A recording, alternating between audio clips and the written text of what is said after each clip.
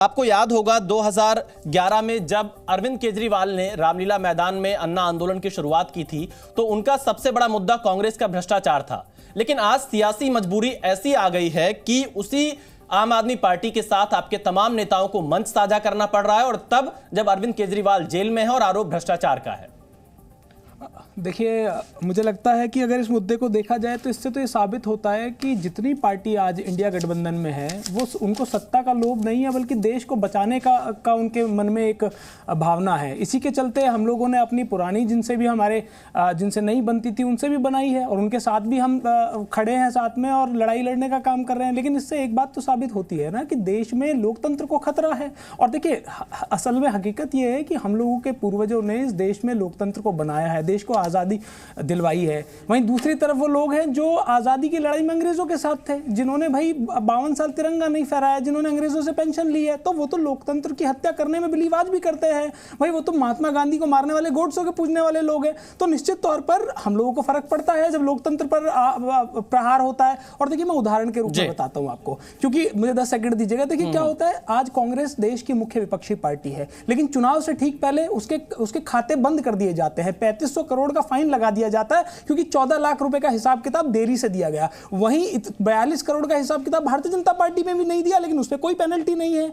आप election commission का जो चीफ होता है वो चुनाव से कुछ दिन पहले इस्तीफा देता है, लेकिन उस पर कोई चर्चा नहीं हो रही है। आप बताइए, आज जितने भ्रष्टाचारी थे, जिनको कल तक आप भ्रष्टाचारी बताते थे, प्रफुल्ल पटेल हो, छगन भुजबल हो, जब तक वो हमारी पार्टी, हमारी एनसीपी में थे या हमारे दलों के साथ थे, तब तक तो भ्रष्टाचारी थे। आज आपके साथ आ गए तो आपने उनकी जांचें रुकवा दी।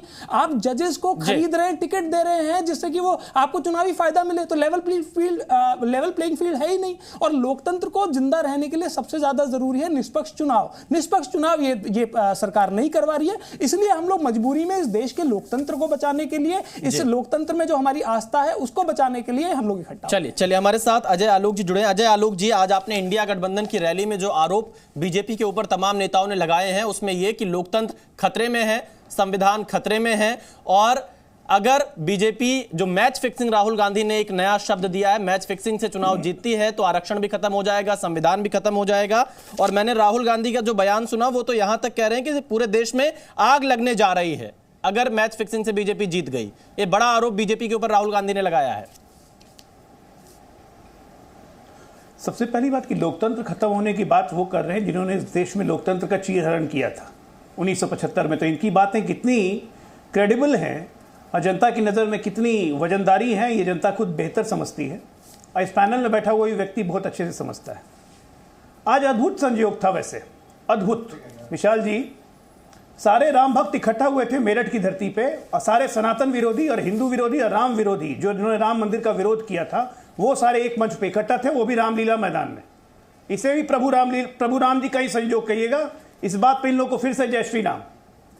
लोकतंत्र बचाने की बात कर रहे थे, राहुल गांधी कह रहे थे मैच फिक्स है। तो हम लोग क्या ये माने कि देश में 1900, अगर मेरी याददाश्त रही है तो 1992 तक सिर्फ प्रधानमंत्री चुनाव आयुक्तों की नियुक्ति करता था, विपक्ष का नेता भी नहीं होता था। लगभग 70 साल तक इस देश में चुनाव आयोगों की नियुक्ति सिर्फ प्रधानमंत्री करता था। तो इसका मतलब कांग्रेस 60 साल तक इस देश में मैच फिक्स करके रही। ऐसे ही लोकतंत्र का चीरहरण होते रहा। राहुल गांधी तो कुछ भी बोल सकते हैं, वो अद्भुत प्राणी है भाई, दुर्लभ मूर्ख हैं, खोज के ढूंढने से नहीं मिलता है। भाषा का नहीं, देखिए उन्होंने कह दिया कि अगर बीजेपी जीत जाएगी देश में लोकतंत्र खत्म हो जाएगा, देश में लोकतंत्र खत्म हो जाएगा। अरे भारत इस विश्व का सबसे बड़ा लोकतंत्र है। अमेरिका जिस तरह से विश्व का सबसे पुराना लोकतंत्र है, उसी तरह भारत इस विश्व का सबसे बड़ा लोकतंत्र है। यहाँ लोकतंत्र खत्म नहीं हो सकता है। जड़ें बहुत गहरी हैं, लेकिन राहुल जी को समझ में नहीं आएगा ना। अभी तो भारत समझ रहे हैं, 2 यात्रा कर चुके हैं, लेकिन भारत समझ ही नहीं अब तक। तमाम उलूल जुलूल की बातें आज रैली के पहले भी बहुत बार बोल चुके हैं, पार्लियामेंट में बोल चुके हैं। भारत तो देश है ही नहीं, it's a union of states.